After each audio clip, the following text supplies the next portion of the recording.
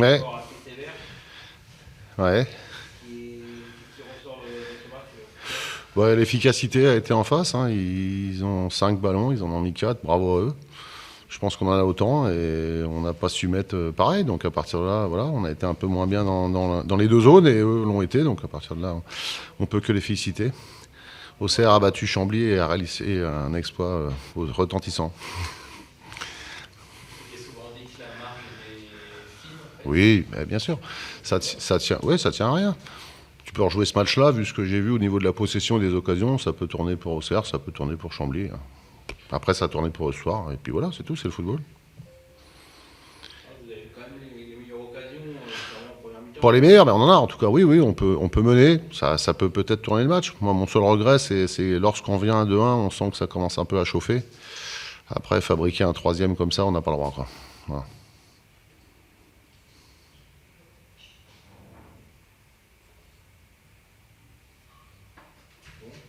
C'est bon? Allez, bonne soirée. Bon, moment que j'ai la bouche, je vais aller. Ça ira mieux, là.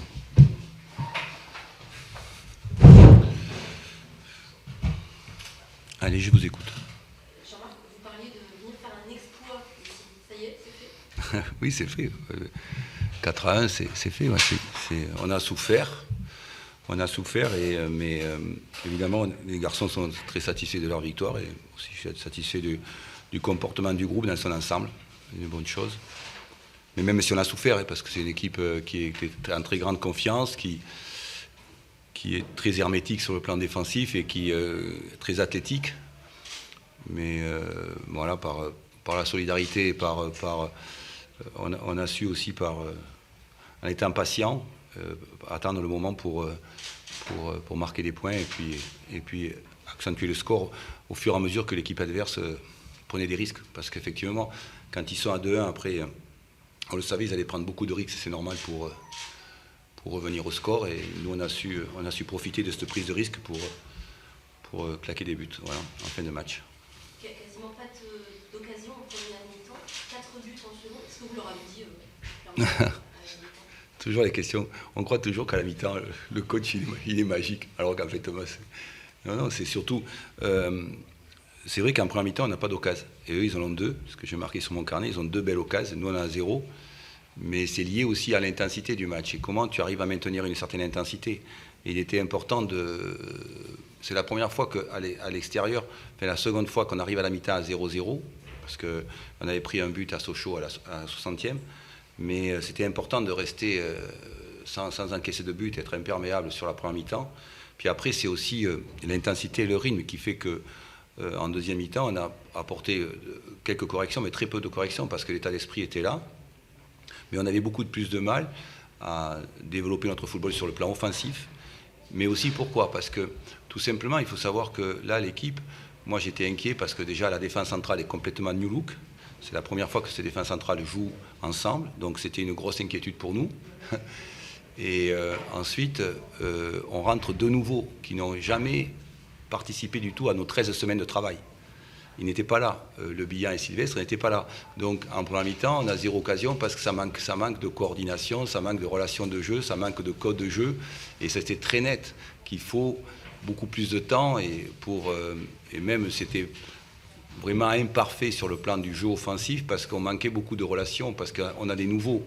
Et c'est vrai que les 45 premières minutes nous ont servi à augmenter cette capacité à mieux jouer ensemble et aussi sur l'intensité du match. C'est-à-dire que nous, on est resté sur une intensité importante et puis l'adversaire a un peu plus baissé sa garde sur le plan défensif. C'est pour ça qu'en deuxième mi-temps, pour répondre à la question, on a eu plus d'opportunités. En début de saison que c'était important selon vous voilà, de faire le plein à domicile, d'essayer d'aller gratter quelques points à l'extérieur. Ce soir, c'est plus que quelques points, vous grattez une victoire et pour le coup, ça envoie entre guillemets l'ampleur du score. Mais vous expliquez les raisons. On voit un peu un message, vous devez être satisfait quand même de cet élan de positivité depuis 4 matchs. Oui, ce que je demandais aux garçons, c'est surtout que le fait de bien s'entendre et de trouver des relations de jeu, c'est un travail hebdomadaire qui peut être long. Trouver des relations, trouver trouver des pairs sur le terrain, des binômes qui travaillent bien ensemble, mais surtout c'est l'état d'esprit. Quel état d'esprit on a et comment on développe un état d'esprit de conquérant, quoi. Et de ce point de vue-là, c'était intéressant. On était venu à l'objectif de prendre un match nul. Bon, mais l'ambition, c'est de gagner toujours, hein. Mais souvent, ce qu'on ne veut pas, c'est être battu. On ne supporte pas être battu, que ce soit à domicile ou à l'extérieur. Et c'est vrai qu'en étant solide comme ça, et puis en ayant une bonne dynamique de groupe, et c'est ce qui est vraiment très important, j'espère qu'elle va perdurer, qu'elle sera pérenne, mais ça permet effectivement d'engranger un peu de confiance pour les garçons, quoi. Voilà. Est-ce que cette confiance, parce qu'en début de saison, vous regrettiez le manque de confiance qui était un peu compliqué dans les têtes au moins de jeu. Est-ce qu'à l'inverse, voilà, aujourd'hui, vous sentez que cette confiance, elle permet à certains de se libérer à certaines facilités qu'on n'aurait pas vues il y a quelques matchs? Oui, c'est vrai, non, c'est ça, c'est tout à fait ça. Et puis aussi, il y a le fait de la concurrence. Il faut que la concurrence soit saine. Et il y a des joueurs qui sont arrivés, qui augmentent le niveau de travail. Et ça change complètement, effectivement, la valeur de l'équipe. Et c'est vrai que de ce point de vue, et encore, il y a beaucoup de joueurs qui ont beaucoup de progrès à faire, énormément de progrès à faire. Il y a beaucoup de progrès à faire sur le plan du jeu offensif, comme d'ailleurs sur le plan du jeu défensif, mais particulièrement sur le plan du jeu offensif. Et ces progrès, ils ne viendront qu'à force de jouer ensemble, à force de s'entraîner ensemble. Ça, il faut du temps. Mais ce qui est satisfaisant, c'est l'envie des joueurs, quoi. J'allais dire, pour dire simple et pas compliqué, l'envie des joueurs, quoi. L'envie, ça c'est important, c'est ce que j'insiste très lourdement avec eux sur le plan individuel et collectif, c'est comment on montre notre envie de faire du foot ensemble, quoi, de faire des matchs ensemble. Mais le bilan et Sylvestre, en tout cas, se sont bien acclimatés les touches en marché ce soir. Il aura fallu en fait une mi-temps pour trouver les ajustements. Oui, j'espère que ça va durer, c'est bien. Pour ce soir, c'est bien.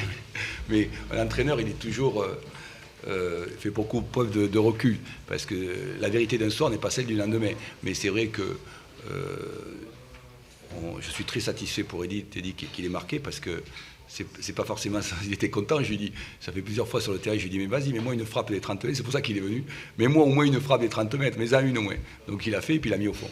Mais après, pour ce qui est de Michael Bihan, on le connaît, on sait qu'il peut poser beaucoup de problèmes à des défenses.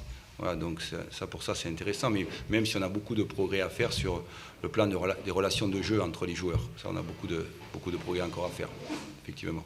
Par rapport à l'envie, vous pouvez aussi être satisfait de l'entrée du Gimon, de Nando, c'est peut-être Oui. des petits détails, mais vous insistez depuis le début que c'est un groupe, et là, pour le coup, encore deux enfants qui font la différence. Le Gimon en plus d'une place, Nando. Non, tout à fait, c'est mon discours.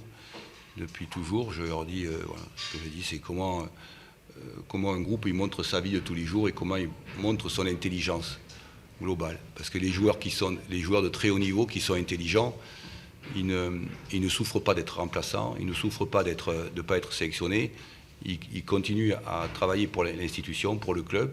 C'est ça, les joueurs de très haut niveau que j'ai connus, et je leur dis, montrez-moi que vous êtes capable de faire ça. Et capable, sur 5-10 minutes, d'être celui qui fait la différence. C'est important. Comme je vous dis souvent, à notre époque, on était très peu vus. Donc on aimait jouer 50 matchs, 90 minutes, on était moyen. Tandis que maintenant, je leur dis, vous ne pouvez plus jouer 50 matchs ou 40 matchs à être moyen. Il vaut mieux faire 5 matchs de très haut niveau, ou jouer un quart d'heure et être très bon, que de faire 50 matchs et être moyen. Parce que tout le monde vous voit, tout le monde vous regarde dans le monde entier. Et ça, c'est très très important d'avoir un état d'esprit très positif et de montrer aux gens, au public qui viennent, qui paient leur place, que les footballeurs sont des gens positifs et qui savent s'engager, qui savent s'investir. Voilà, c'est ça qui est important. Merci. Merci.